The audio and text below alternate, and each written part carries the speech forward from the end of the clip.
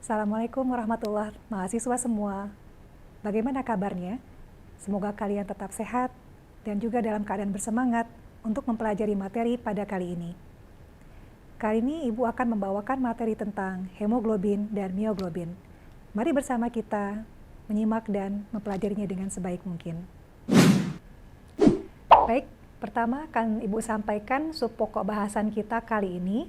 Kita akan mempelajari tentang struktur Hb dan Mb, fungsi Hb dan Mb, sifat allosterik dari Hb, kurva disosiasi Hb dan Mb, struktur R dan T dari Hb, kooperatif binding, peran 2,3-bifosfogliserat, proses transport oksigen dan karbon dioksida, serta efek Bohr. Pertama, kita bisa lihat perbandingan struktur antara mioglobin dan hemoglobin. Mioglobin merupakan protein yang berbentuk globul terdapat dalam otot.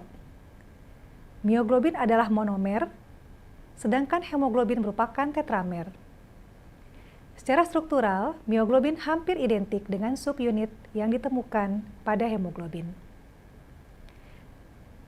Hemoglobin juga sama merupakan molekul protein berbentuk bulat atau globul yang merupakan komponen terbesar dalam sel darah merah. Merupakan tetramer yang artinya terdiri dari 4 subunit rantai polipeptida, yaitu 2 subunit alfa dan 2 subunit beta. Baiklah, kita akan coba melihat, karena ada perbedaan struktur dari mioglobin dan hemoglobin, fungsi mereka juga berbeda antara keduanya. Yang pertama, mioglobin. Mioglobin bersifat sebagai penyimpan oksigen.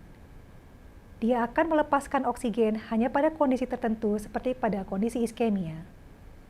Sedangkan hemoglobin berfungsi sebagai alat pentransport oksigen dari paru-paru ke seluruh jaringan dalam tubuh dan menghantarkan atau mentransport karbon dioksida dari jaringan ke paru-paru. Hemoglobin juga berperan sebagai buffer pH pada darah. Yang menarik dari hemoglobin adalah dia memiliki sifat sebagai protein allosterik. Apa itu allosterik? Allosterik berasal dari bahasa Yunani, yaitu allos yang artinya lain, dan steros yang berarti ruang. Protein allosterik merupakan protein yang memiliki ruang yang lain, yaitu ruang yang dapat diduduki oleh suatu senyawa. Jika suatu senyawa duduk pada situs allosterik, maka konformasi protein allosterik tersebut akan berubah. Sifat ini dimiliki oleh protein dengan struktur quaterner. Hemoglobin adalah protein allosterik yang mengalami perubahan konformasi sesuai dengan sifatnya yang menangkap dan melepaskan oksigen. Baiklah, mari kita lihat bersama kurva disosiasi mioglobin dan hemoglobin. Pada bagian atas terlihat kurva mioglobin dan di bawahnya ada kurva hemoglobin. Tujuan dari kurva ini untuk menilai pengaruh tekanan parsial oksigen di suatu lingkungan terhadap persentase saturasi oksigen dari mioglobin dan hemoglobin. Kurva pengikatan oksigen pada mioglobin seperti yang terlihat berbentuk hiperbola, sedangkan kurva disosiasi oksigen dari hemoglobin berbentuk sigmoid. Apa maknanya? Maknanya, pada hemoglobin terlihat dia efektif bersifat mengikat dan melepaskan oksigen. Sedangkan mioglobin lebih cenderung untuk mengikat oksigen dan tidak efektif sebagai protein pengangkut atau transporter dari oksigen. Bagaimana hemoglobin bisa bersifat demikian? Karena kemampuannya untuk merubah konformasi sesuai dengan sifatnya yang merupakan protein allosterik. Hemoglobin dapat merubah diri dari struktur T ke struktur R atau sebaliknya. Apakah struktur T?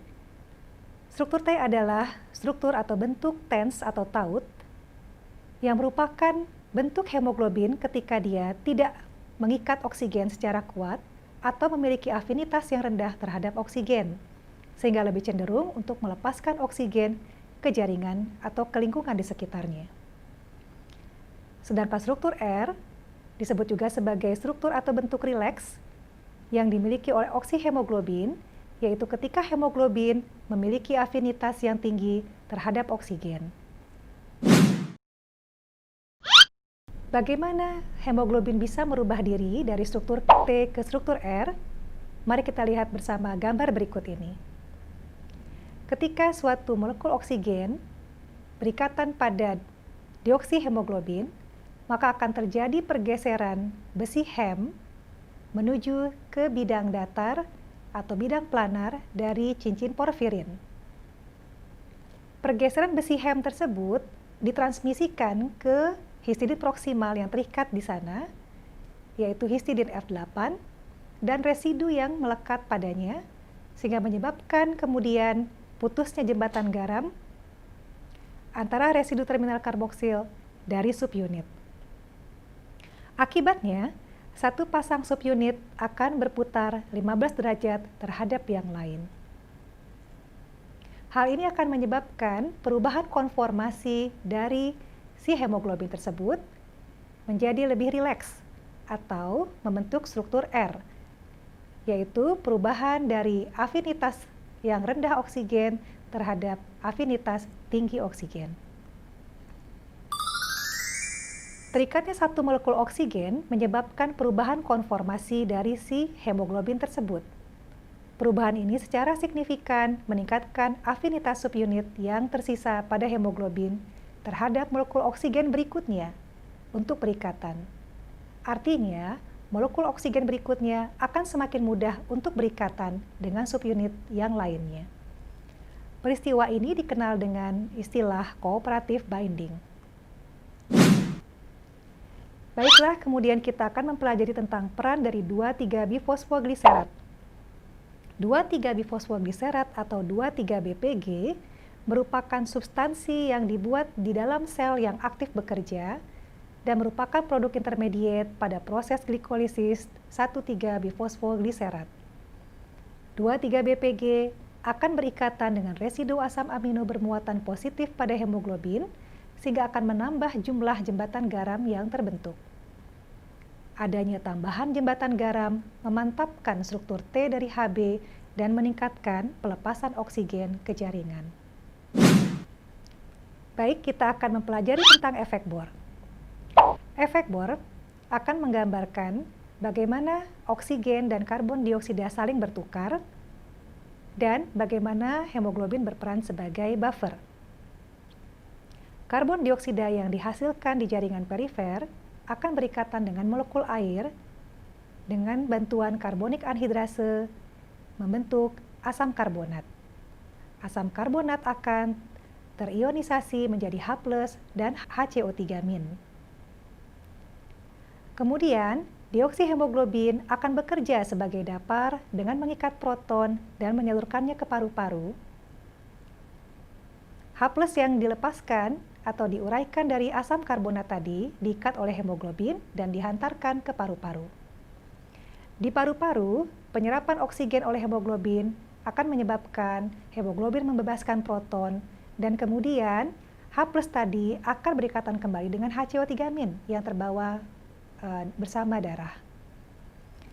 Akan terbentuk kembali asam karbonat yang jika mengalami dehidrasi dengan bantuan enzim karbonik anhidrase akan membentuk karbon dioksida dan H2O yang kemudian dihembuskan keluar oleh kita.